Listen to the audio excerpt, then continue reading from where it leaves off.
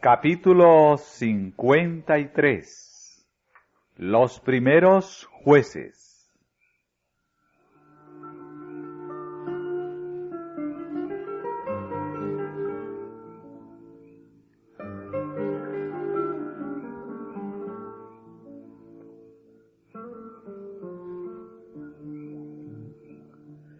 Después de haberse establecido en Canaán, las tribus no hicieron ningún esfuerzo vigoroso para completar la conquista de la tierra.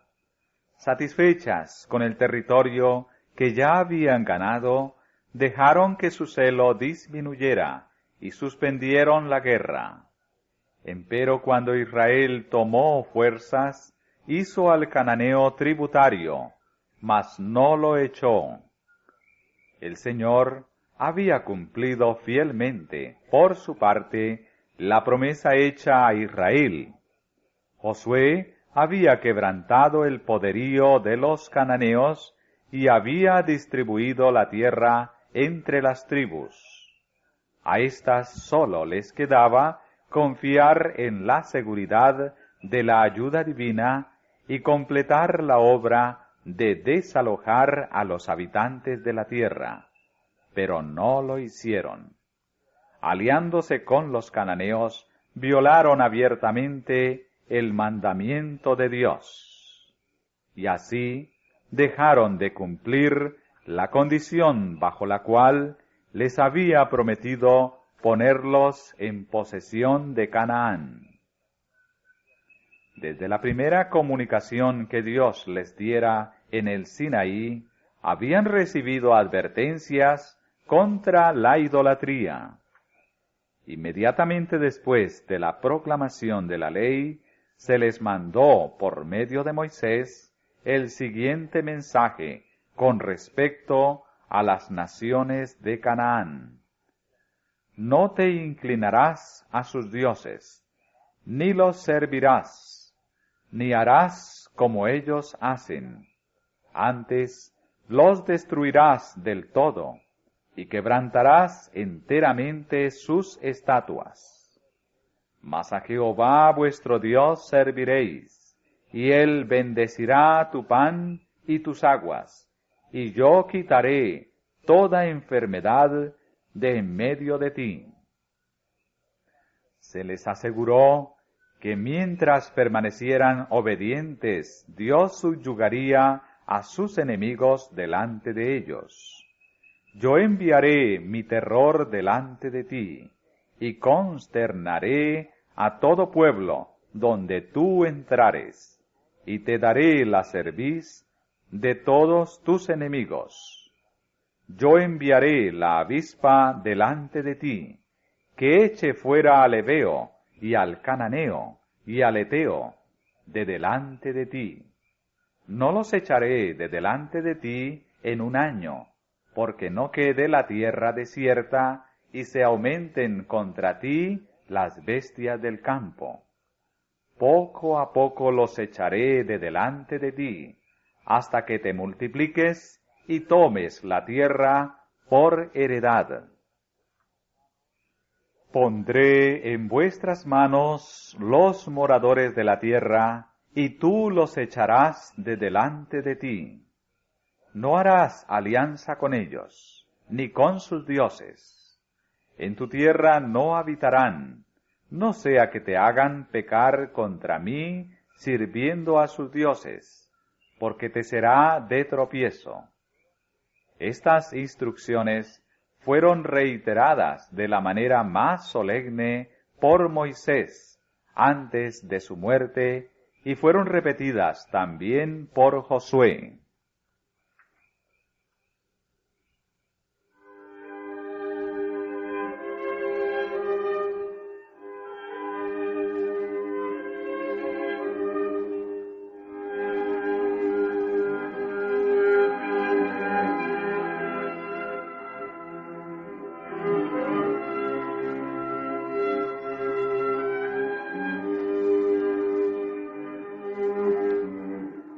Dios había puesto a su pueblo en Canaán como un poderoso valladar para contener la ola de la inmoralidad, a fin de que no inundara al mundo. Si Israel le era fiel, Dios quería que fuera de conquista en conquista. Entregaría en sus manos naciones aún más grandes y más poderosas que las de los cananeos. Les prometió: porque si guardareis cuidadosamente todos estos mandamientos que yo os prescribo, Jehová también echará todas estas gentes de delante de vosotros, y poseeréis gentes grandes y más fuertes que vosotros. Todo lugar que pisare la planta de vuestro pie será vuestro, desde el desierto y el Líbano, desde el río Éufrates, hasta la mar postrera, será vuestro término. Nadie se sostendrá delante de vosotros. Miedo y temor de vosotros pondrá Jehová vuestro Dios sobre la haz de toda la tierra que hollareis, como Él os ha dicho. Pero, desgraciadamente, su elevado destino escogieron el camino del ocio y de la complacencia. Dejaron pasar las oportunidades de completar la conquista de la tierra, y por consiguiente, durante muchas generaciones, fueron afligidos y molestados por un residuo de estos idólatras, que fue, según antaño lo predijera el profeta, como aguijones en sus ojos y por espinas en sus costados.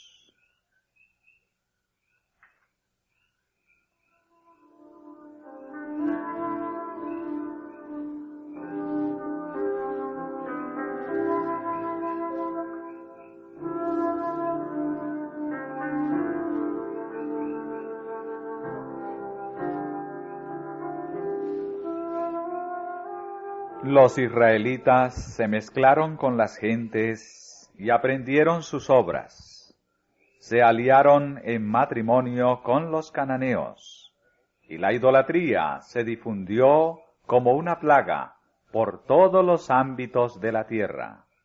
Sirvieron a sus ídolos, los cuales les fueron por ruina, y sacrificaron sus hijos y sus hijas a los demonios.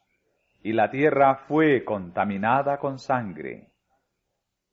Encendióse, por tanto, el furor de Jehová sobre su pueblo, y abominó su heredad. Mientras no se extinguió la generación que había recibido instrucción de Josué, la idolatría hizo poco progreso, pero los padres habían preparado el terreno para la apostasía de sus hijos. La desobediencia y el menosprecio que tuvieron por las restricciones del Señor, los que habían entrado en posesión de Canaán, sembraron malas semillas que continuaron produciendo su amargo fruto durante muchas generaciones. Los hábitos sencillos de los hebreos los habían dotado de buena salud física, pero sus relaciones con los paganos los indujeron a dar rienda suelta al apetito y las pasiones, lo cual redujo gradualmente su fuerza física y debilitó sus facultades mentales y morales. Por sus pecados fueron los israelitas separados de Dios. Su fuerza les fue quitada y no pudieron ya prevalecer contra sus enemigos. Así fueron sometidos a las mismas naciones que ellos pudieron haber subyugado con la ayuda de Dios. Dejaron a Jehová, el Dios de sus padres, que los había sacado de la tierra de Egipto, y llevólos por el desierto como un rebaño, y enojáronlo con sus altos, y provocáronlo a celo con sus esculturas. Dejó, por tanto, el tabernáculo de Silo, la tienda en que habitó entre los hombres, y dio en cautividad su fortaleza y su gloria en manos del enemigo. No obstante, Dios no abandonó por completo a su pueblo. Siempre hubo un remanente que permanecía fiel a Jehová, y de vez en cuando el Señor suscitaba hombres fieles y valientes para que destruyeran la idolatría y libraran a los israelitas de sus enemigos. Pero cuando el libertador moría y el pueblo quedaba libre de su autoridad, volvía gradualmente a sus ídolos, y así esa historia de apostasía y castigo, de confesión y liberación, se repitió una y otra vez. El rey de Mesopotamia y el de Moab, y después de estos los filisteos y los cananeos de Azor, encabezados por Sísera, oprimieron sucesivamente a Israel. Otoniel, Ahod, Sangar, Débora y Barak se destacaron como libertadores de su pueblo. Pero nuevamente los hijos de Israel hicieron lo malo en los ojos de Jehová, y Jehová los entregó en las manos de Madián. Hasta entonces la mano del opresor no se había hecho sentir sino ligeramente sobre las tribus que moraban al este del Jordán. Pero en las nuevas calamidades, ellas fueron las primeras que sufrieron.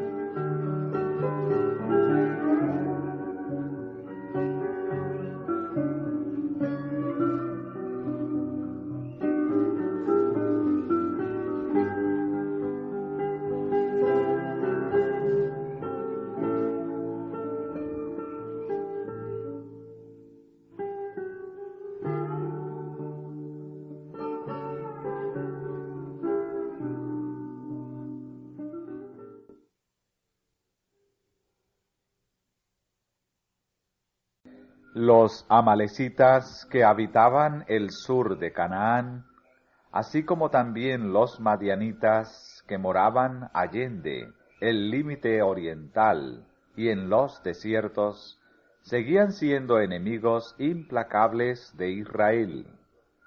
Aquella nación había sido casi destruida por los israelitas en los días de Moisés, pero desde entonces había aumentado mucho y se había hecho populosa y poderosa.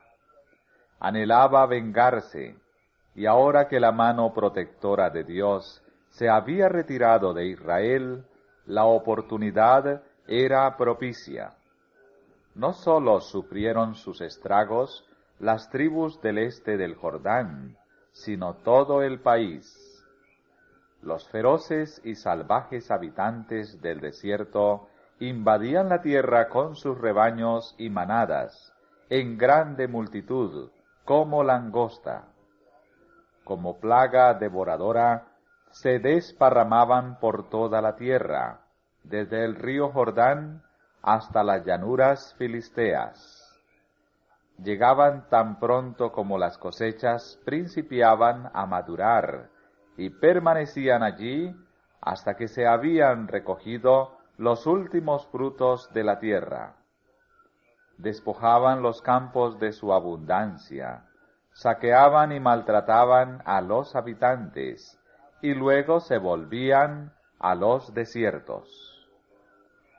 Los israelitas que vivían en el campo abierto se veían así obligados a abandonar sus hogares y a congregarse en pueblos amurallados, para buscar asilo en las fortalezas, y hasta refugiarse en cuevas y entre los baluartes rocosos de las montañas.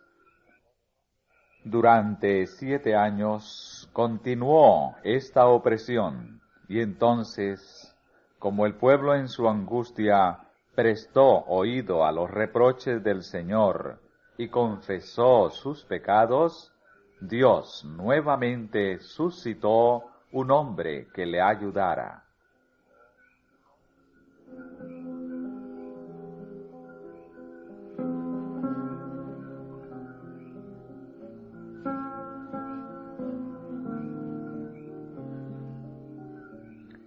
Era Gedeón, hijo de Joás, de la tribu de Manasés.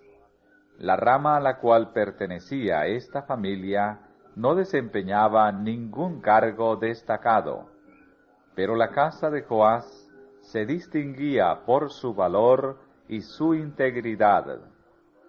Se dice de sus valientes hijos, cada uno semejaba los hijos de un rey. Cayeron todos víctimas de las luchas contra los madianitas, menos uno cuyo nombre llegó a ser temido por los invasores. A Gedeón llamó, pues, el Señor para libertar a su pueblo. Estaba entonces ocupado en trillar su trigo. Había ocultado una pequeña cantidad de cereal, y no atreviéndose a trillarlo en la era ordinaria, había recurrido a un sitio cercano al lagar, pues como faltaba mucho para que las uvas estuviesen maduras, los viñedos recibían poca atención. Mientras Gedeón trabajaba en secreto y en silencio, pensaba con tristeza en las condiciones de Israel, y consideraba cómo se podría hacer para sacudir el yugo del opresor de su pueblo. De repente, el ángel de Jehová se le apareció y le dirigió estas palabras: Jehová es contigo, varón esforzado. Ah, Señor mío, fue su respuesta. Si Jehová es con nosotros, ¿por qué nos ha sobrevenido todo esto? ¿Y dónde están todas sus maravillas que nuestros padres nos han contado, diciendo, ¿no nos sacó Jehová de Egipto? Y ahora Jehová nos ha desamparado y nos ha entregado en manos de los madianitas. El mensajero celestial le respondió: Ve con esta tu fortaleza, y salvarás a Israel de la mano de los madianitas. ¿No te envío yo? Gedeón deseaba alguna señal de que el que ahora le hablaba era el ángel del pacto, el cual en lo pasado había obrado en favor de Israel. Los ángeles del Señor que conversaron con Abraham se habían detenido una vez para gozar de su hospitalidad, y Gedeón rogó al mensajero divino que permaneciese con él como huésped. Dirigiéndose apresuradamente a su tienda, preparó de sus escasas provisiones un cabrito y panes sin levadura, todo lo cual trajo luego y lo puso ante él. Pero el ángel le mandó: Toma la carne y los panes sin levadura, y ponlos sobre esta peña, y vierte el caldo. Gedeón lo hizo, y entonces recibió la señal que había deseado. Con el cayado que tenía en la mano, el ángel tocó la carne y los panes ácimos, y una llama de fuego que brotó de la roca consumió el sacrificio. Luego el ángel desapareció de su vista.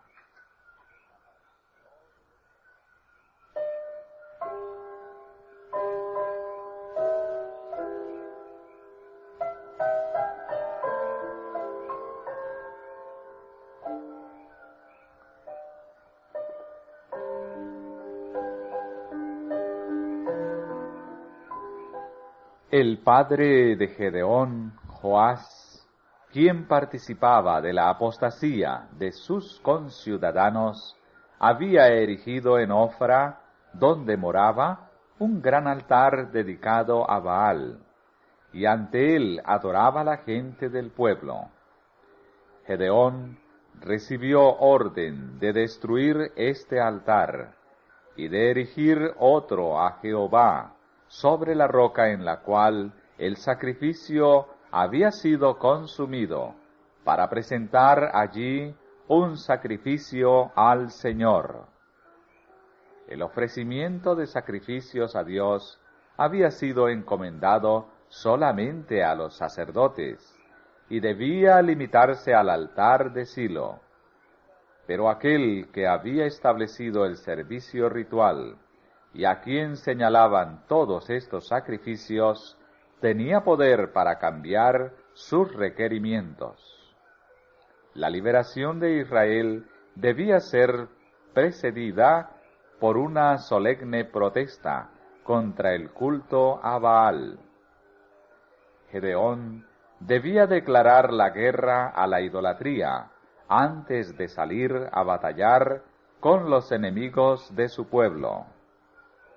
La orden divina se ejecutó fielmente, sabiendo que encontraría resistencia si intentaba hacerlo públicamente.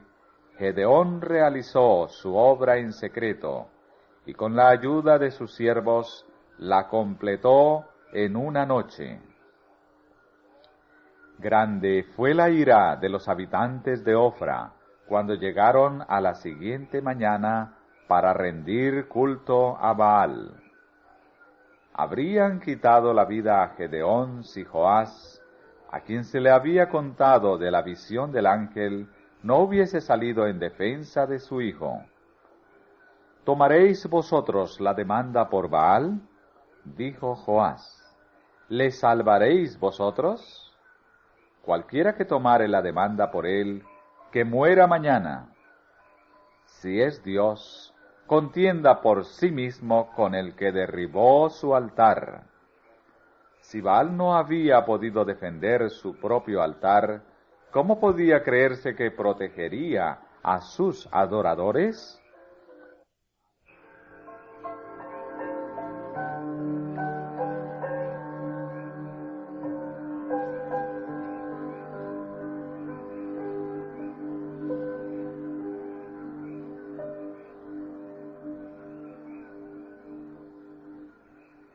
Todo pensamiento de violencia contra Gedeón quedó olvidado, y cuando él hizo tocar la trompeta para ir a la guerra, los hombres de Ofra fueron de los primeros que se congregaron alrededor de su estandarte. Envió heraldos a su propia tribu de Manasés, y también a Aser, Zabulón y Neftalí, y todos respondieron a la convocación. Gedeón no se atrevió a encabezar el ejército sin tener evidencias adicionales de que Dios le había llamado para esta obra y de que estaría con él. Le rogó así: si has de salvar a Israel por mi mano, como has dicho, he aquí que yo pondré un vellón de lana en la era, y si el rocío estuviere en el vellón solamente, quedando seca toda la otra tierra, entonces entenderé que has de salvar a Israel por mi mano, como lo has dicho. Por la mañana el vellón estaba mojado, en tanto que la tierra estaba seca. Sintió, sin embargo, una duda, puesto que la lana absorbe naturalmente la humedad cuando la hay en el aire. La prueba no era tal vez decisiva. Por consiguiente, rogando que su extrema cautela no desagradase al Señor, pidió que la señal se invirtiera. Le fue otorgado lo que pidió. Así animado, Gedeón sacó sus fuerzas a pelear con los invasores. Y todos los madianitas, y amalecitas, y orientales, se juntaron a una, y pasando, asentaron campo en el valle de Jezreel. La hueste que iba al mando de Gedeón no pasaba de 32,000 hombres. Pero mientras estaba en el inmenso ejército enemigo desplegado delante de él, le dirigió el Señor las siguientes palabras: El pueblo que está contigo es mucho para que yo dé a los madianitas en su mano, porque no se alabe Israel contra mí, diciendo, mi mano me ha salvado. Haz pues ahora pregonar, que lo oiga el pueblo, diciendo, el que teme y se estremece, madrugue y vuélvase desde el monte de Galaad. Los que no estaban dispuestos a arrostrar peligros y penurias, o cuyos intereses mundanos desviaban su corazón de la obra de Dios, no fortalecían en modo alguno a los ejércitos de Israel. Su presencia no podía ser sino causa de debilidad.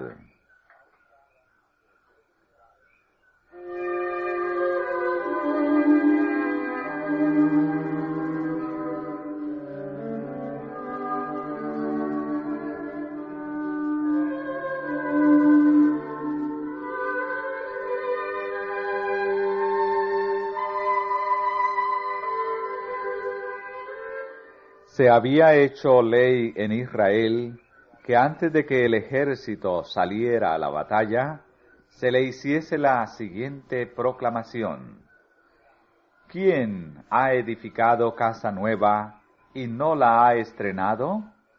Vaya y vuélvase a su casa, porque quizá no muera en la batalla, y otro alguno la estrene.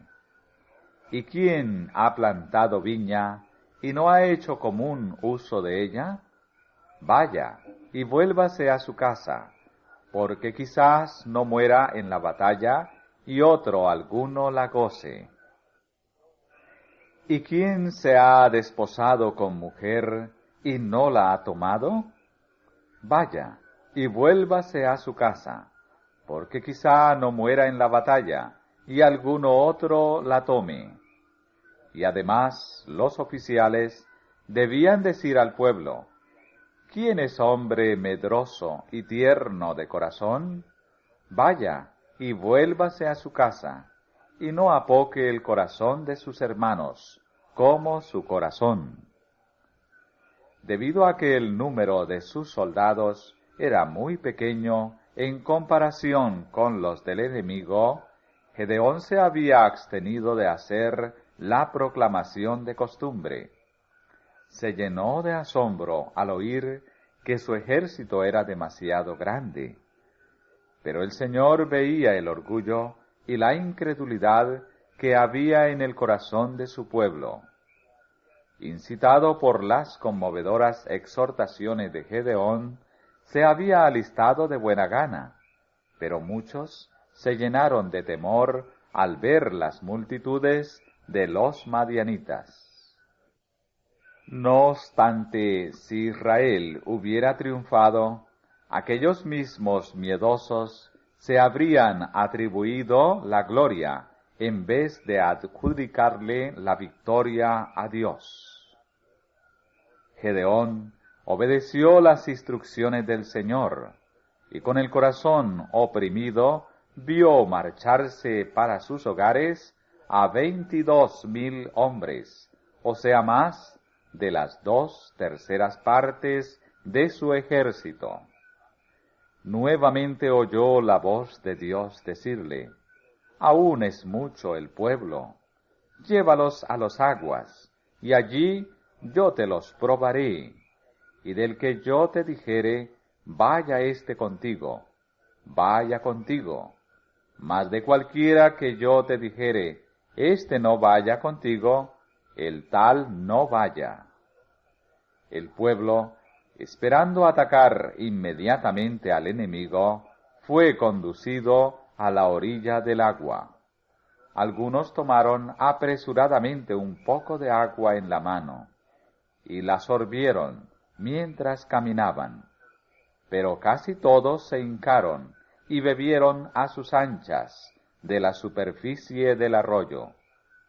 Aquellos que tomaron el agua en la mano no fueron sino 300 entre 10,000. No obstante, fueron elegidos, y al resto se le permitió volver a sus hogares.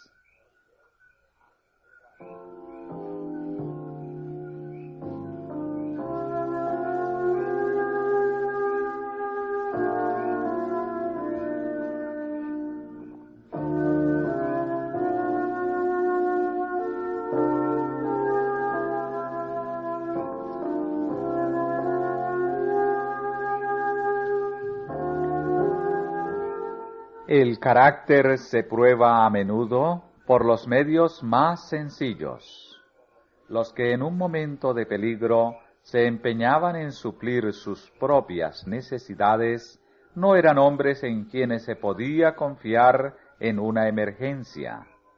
El Señor no tiene en su obra cabida para los indolentes y para los que suelen complacer el apetito.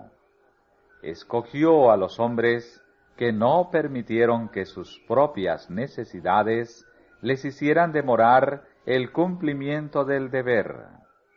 No sólo poseían valor y dominio de sí mismos los 300 hombres elegidos, sino que eran también hombres de fe.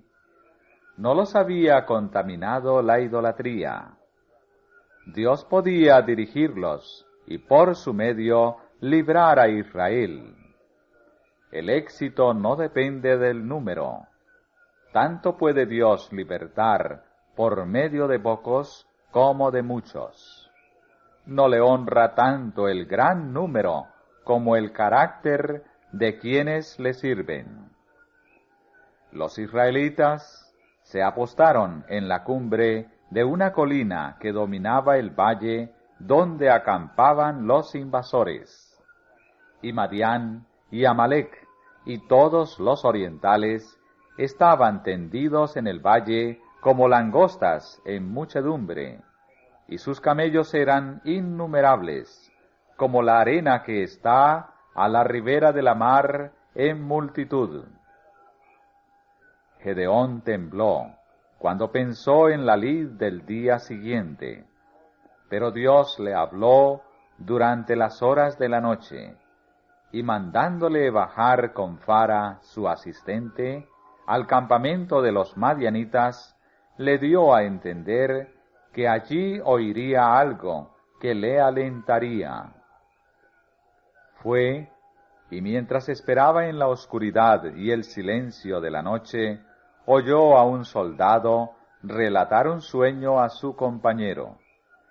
He aquí yo soñé un sueño, que veía un pan de cebada que rodaba hasta el campo de Madián, y llegaba a las tiendas, y las hería de tal manera que caían, y las trastornaba de arriba abajo, y las tiendas caían.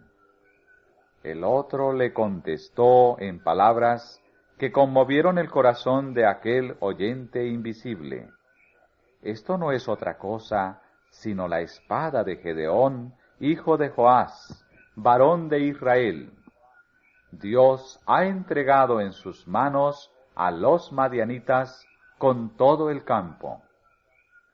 Gedeón reconoció la voz de Dios que le hablaba por medio de aquellos forasteros madianitas. Volviéndose al sitio donde estaban los pocos hombres que mandaba, les dijo: Levantaos, que Jehová ha entregado el campo de Madián en vuestras manos.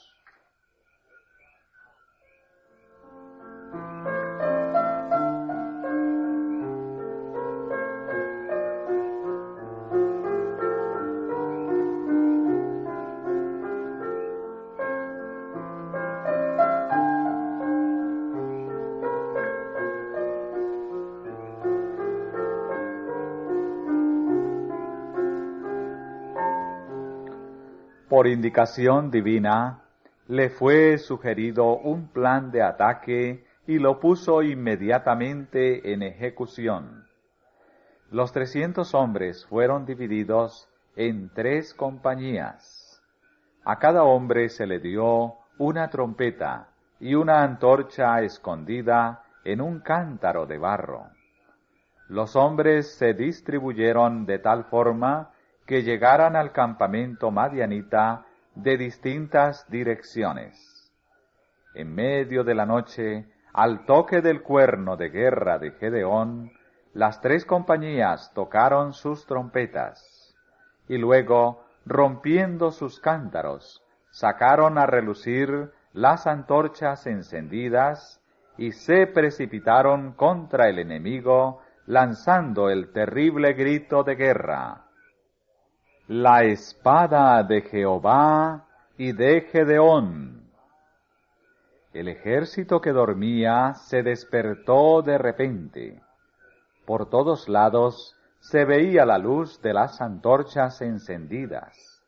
En toda dirección se oía el sonido de las trompetas y el clamor de los asaltantes.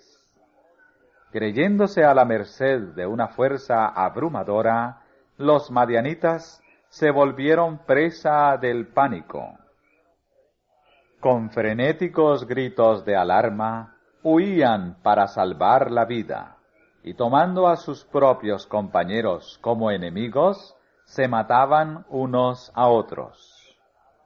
Cuando cundieron las nuevas de la victoria, volvieron miles de los hombres de Israel que habían sido despachados a sus hogares y participaron en la persecución del enemigo que huía. Los madianitas se dirigían hacia el Jordán con la esperanza de llegar a su territorio allende el río. Gedeón envió mensajeros a los de la tribu de Efraín para incitarlos a que interceptaran el paso a los fugitivos en los vados meridionales. Entretanto, con sus 300 hombres, cansados, pero siguiendo el alcance de los fugitivos, Gedeón cruzó el río en busca de los que ya habían ganado la ribera opuesta.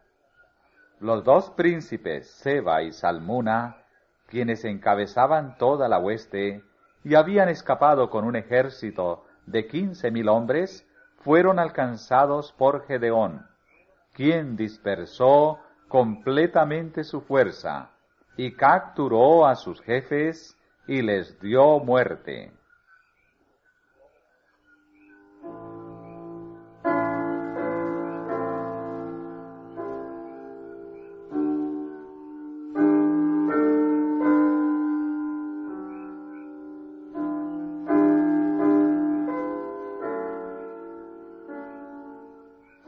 En esta derrota decisiva, no menos de 120,000 de los invasores perecieron. Fue quebrantado el dominio de los madianitas, de modo que nunca más pudieron guerrear contra Israel. Cundió rápidamente por todas partes la noticia de que nuevamente el Dios de Israel había peleado por su pueblo. Fue indescriptible el terror que experimentaron las naciones vecinas al saber cuán sencillos habían sido los medios que prevalecieron contra el poderío de un pueblo audaz y belicoso. El jefe a quien Dios había escogido para derrotar a los madianitas no ocupaba un puesto eminente en Israel. No era príncipe, ni sacerdote, ni levita. Se consideraba como el menor en la casa de su padre, pero Dios vio en él a un hombre valiente y sincero. No confiaba en sí mismo y estaba dispuesto a seguir la dirección del Señor. Dios no escoge siempre para su obra a los hombres de talentos más destacados, sino a los que mejor puede utilizar. delante de la honra está la humildad. El Señor puede obrar más eficazmente por medio de los que mejor comprenden su propia insuficiencia y quieran confiar en Él como su jefe y la fuente de su poder. Los hará fuertes mediante la unión de su debilidad con su propio poder, y sabios al relacionar la ignorancia de ellos con su sabiduría. Si su pueblo cultivara la verdadera humildad, el Señor podría hacer mucho más en su favor, pero son muy pocos aquellos a quienes se les puede confiar alguna responsabilidad importante o darles éxito sin que confíen demasiado en sí mismos y se olviden de que dependen en absoluto de Dios.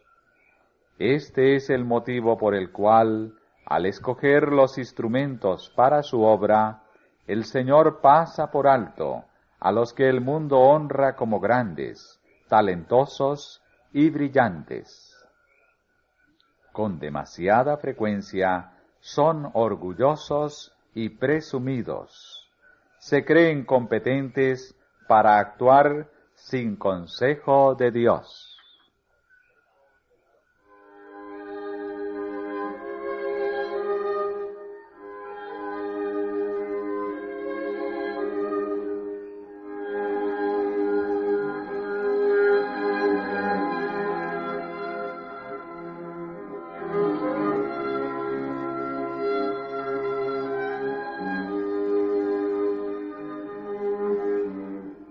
El simple acto de tocar la trompeta de parte del ejército de Josué alrededor de Jericó y de parte del pequeño grupo de Gedeón entre las huestes de Madián resultó eficaz por el poder de Dios para anonadar el poderío de sus enemigos.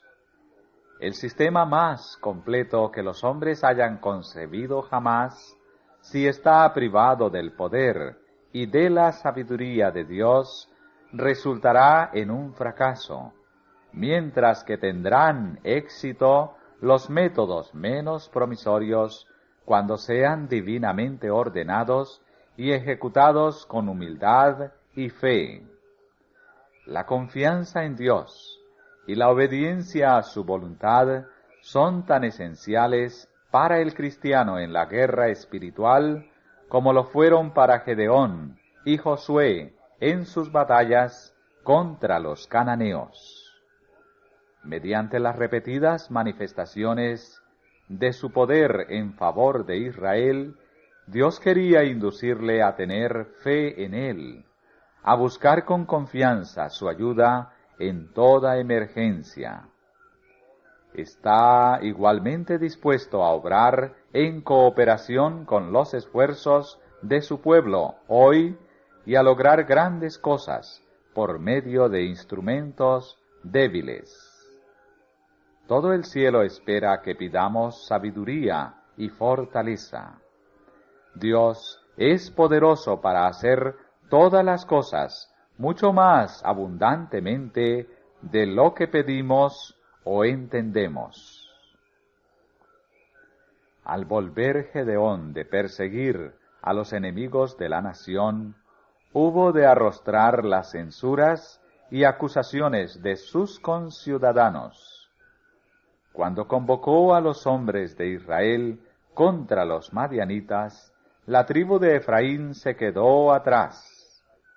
Consideraban este esfuerzo como una empresa peligrosa, y como Gedeón no les mandó un llamamiento especial, se valieron de esta excusa para no unirse a sus hermanos.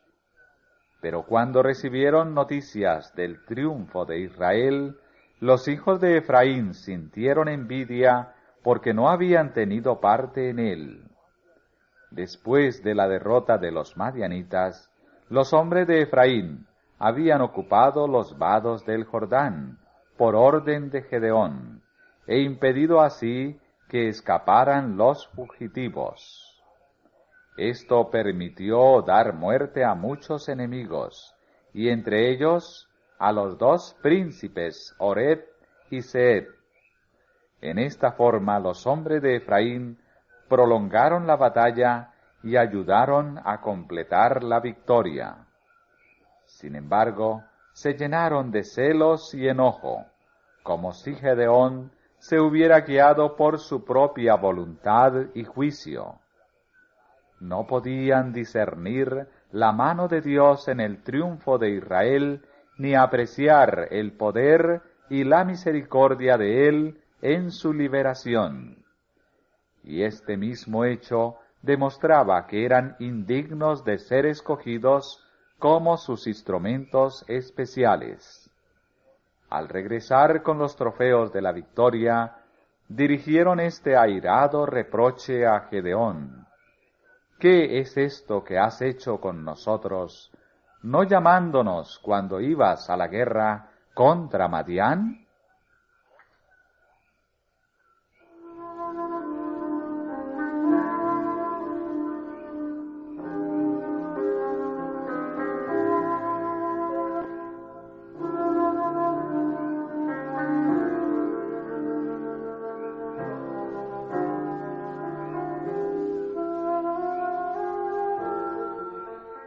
¿Qué he hecho yo ahora como vosotros? Dijo Gedeón. ¿No es el rebusco de Efraín mejor que la vendimia de Abiezer? Dios ha entregado en vuestras manos a Oreb y a Zeeb, príncipes de Madián. ¿Y qué pude yo hacer como vosotros? Los celos podrían muy bien haberse exacerbado en riña que habría causado conflicto y derramamiento de sangre.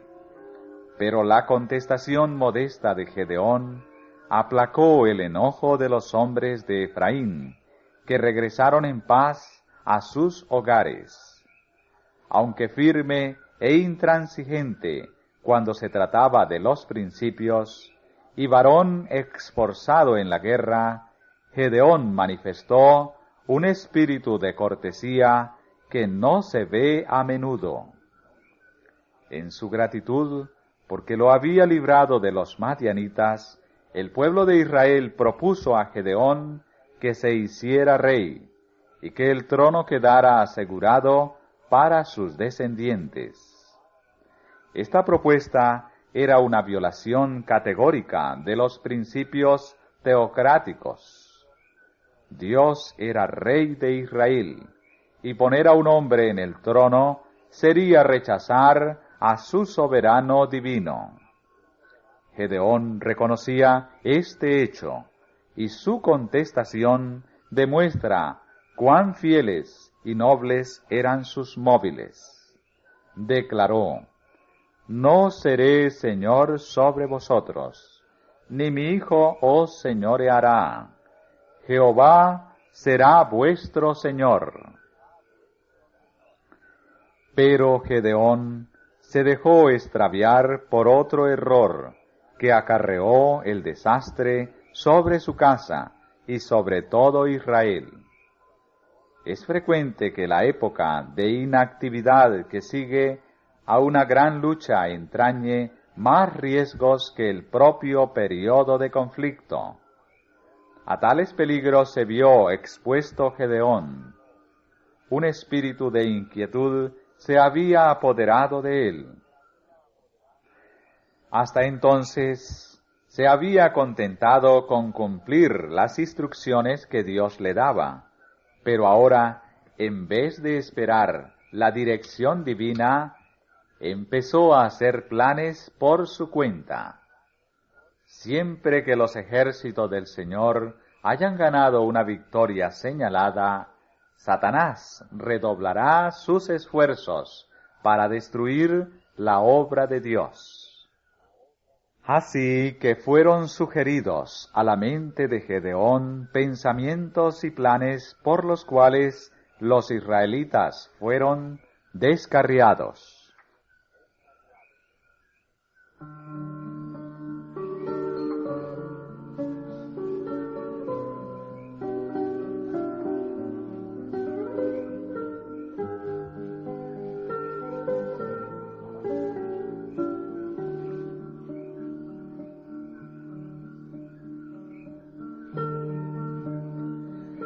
por el hecho de que se le había mandado que ofreciera un sacrificio sobre la roca donde el ángel se le había aparecido, Gedeón concluyó que se le había designado para que oficiara como sacerdote.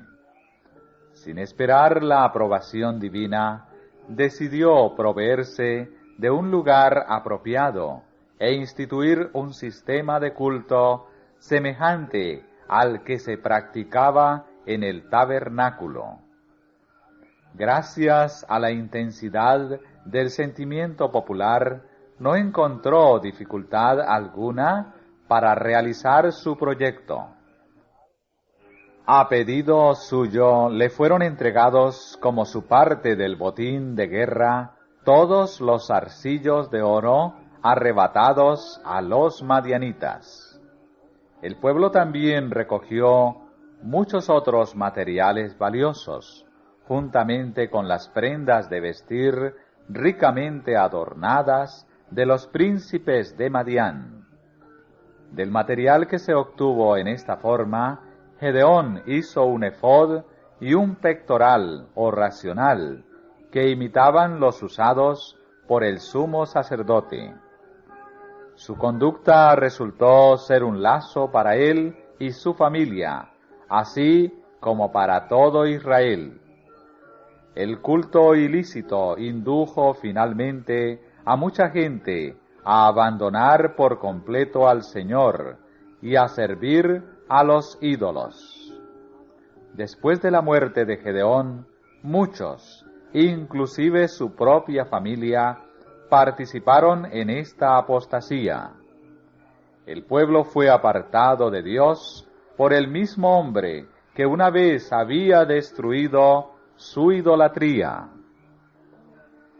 Son pocos los que se dan cuenta de cuánto abarca la influencia de sus palabras y hechos. Cuán a menudo los errores de los padres producen los efectos más desastrosos sobre sus hijos y sobre los hijos de sus hijos, mucho después de bajar a la tumba los protagonistas mismos. Cada uno ejerce cierta influencia sobre los demás y se le tendrá por responsable del resultado de esa influencia. Las palabras y los hechos ejercen gran poder, y en el largo más allá se verán los efectos de la existencia que vivimos aquí. La impresión causada por nuestras palabras y nuestras acciones redundará seguramente en bendición o maldición para nosotros. Este pensamiento da una pavorosa solemnidad a la vida y debe impulsarnos a rogar humildemente a Dios que nos guíe por su sabiduría. Los que ocupan puestos elevados pueden desviar a otros. Aun los más sabios se equivocan. Los más fuertes pueden vacilar y tropezar. Es necesario que la luz del cielo se derrame constantemente sobre nuestro sendero. Nuestra única seguridad estriba en confiar implícitamente nuestro camino a aquel que dijo: «Sígueme».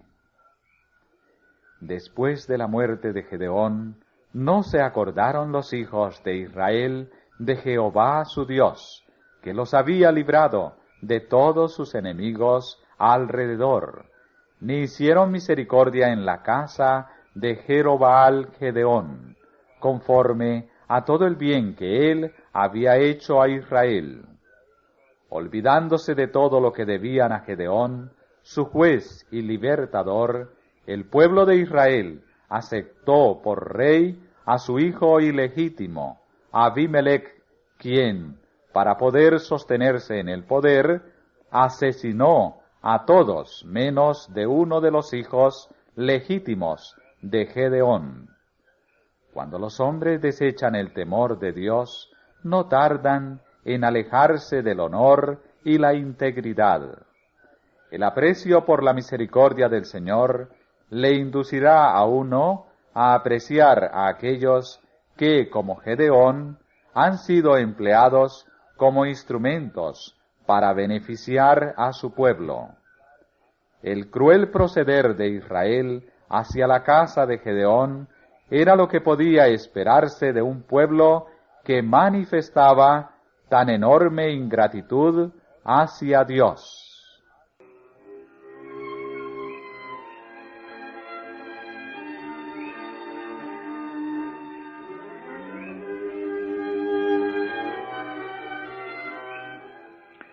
Después de la muerte de Abimelech, el gobierno de algunos jueces que temían al Señor mantuvo por un tiempo en jaque a la idolatría.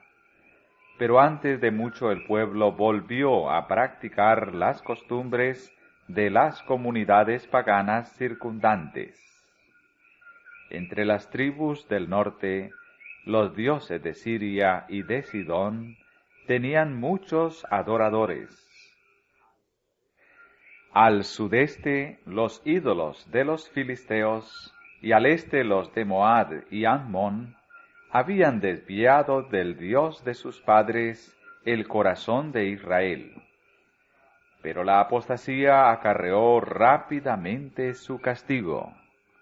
Los amonitas subyugaron las tribus orientales y cruzando el Jordán invadieron el territorio de Judá y el de Efraín. Al occidente, los filisteos, ascendiendo de su llanura a orillas del mar, lo saqueaban y quemaban todo por doquiera.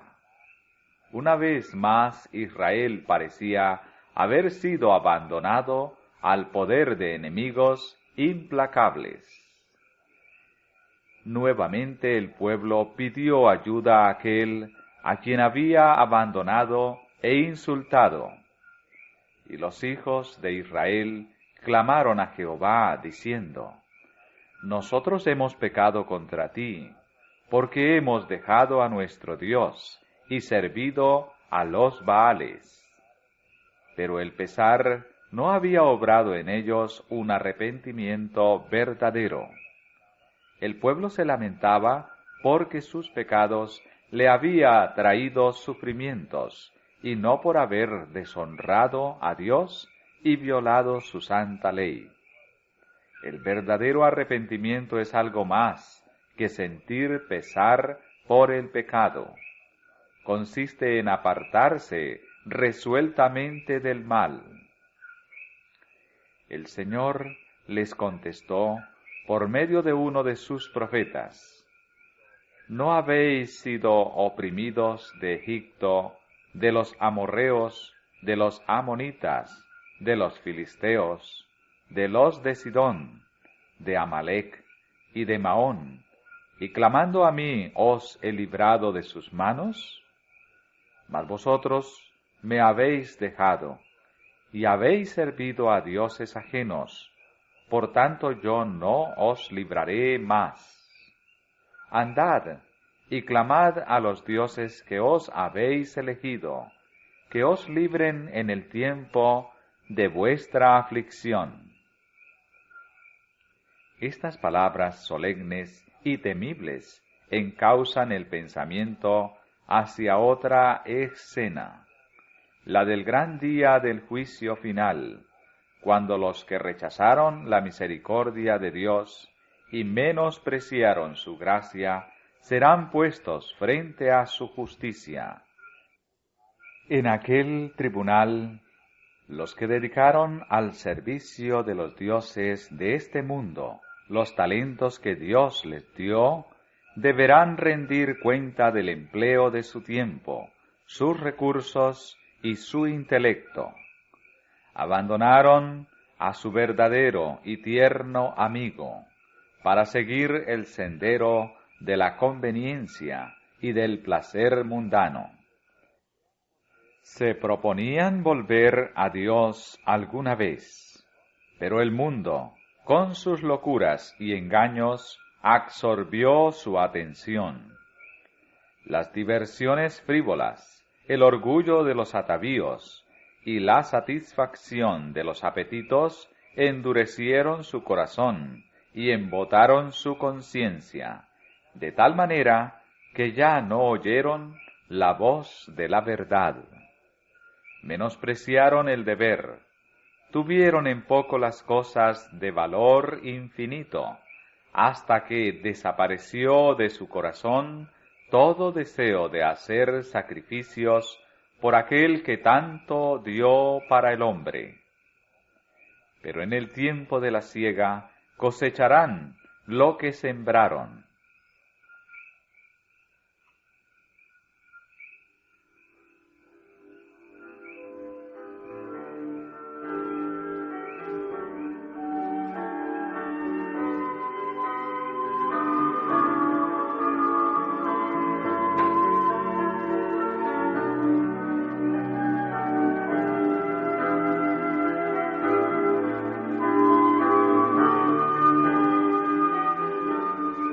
El Señor dijo: Por cuanto llamé y no quisisteis, extendí mi mano y no hubo quien escuchase. Antes desechasteis todo consejo mío, y mi reprensión no quisisteis. También yo me reiré en vuestra calamidad, y me burlaré cuando os viniere lo que teméis. Cuando viniere como una destrucción lo que teméis, y vuestra calamidad llegare como un torbellino.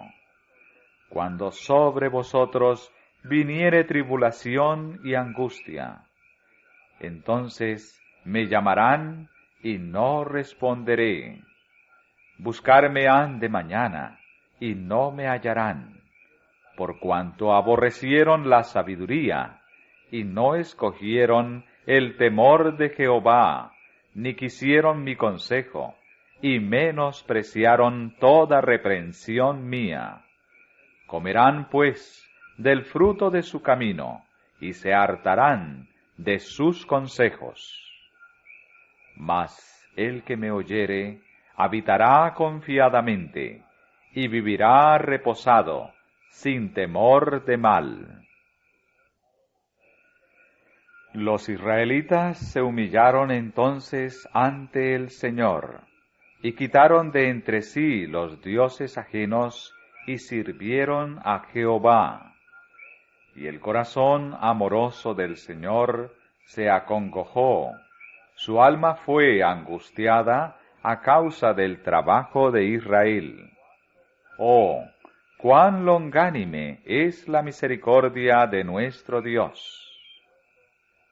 Cuando su pueblo se apartó de los pecados que le habían privado de la presencia de Dios, Él oyó sus oraciones y enseguida comenzó a obrar en su favor. Les suscitó un libertador en la persona de Jefté, el Galaadita, quien hizo guerra contra los amonitas y quebrantó eficazmente su poder. Durante 18 años, Israel había sufrido bajo la opresión de sus enemigos, y sin embargo volvió a olvidar la lección enseñada por los padecimientos. Cuando su pueblo volvió a sus malos caminos, el Señor permitió que nuevamente lo oprimiesen sus poderosos enemigos, los filisteos. Durante muchos años fueron acosados constantemente y a veces completamente subyugados por esta nación cruel y belicosa. Habían acompañado a estos idólatras en sus placeres y en su culto a tal grado que parecían unificados con ellos en espíritu e intereses. Entonces estos pretensos amigos de Israel se trocaron en sus enemigos más acérrimos, y por todos los medios procuraron su completa destrucción. Como Israel, Los cristianos ceden a menudo a la influencia del mundo y se amoldan a sus principios y costumbres para ganar la amistad de los impíos. Pero al fin se verá que estos supuestos amigos son sus enemigos más peligrosos. La Biblia enseña clara y expresamente que no puede haber armonía entre el pueblo de Dios y el mundo. Hermanos míos, no os maravilléis si el mundo os aborrece. Nuestro Salvador dice, si el mundo os aborrece, sabed que a mí me aborreció antes que a vosotros. Satanás obra por medio de los impíos bajo el disfraz de una presunta amistad para seducir a los hijos de Dios y hacerlos pecar, a fin de separarlos de Él, y una vez eliminada la defensa de ellos, inducirá a sus agentes a volverse contra ellos y procurar su destrucción.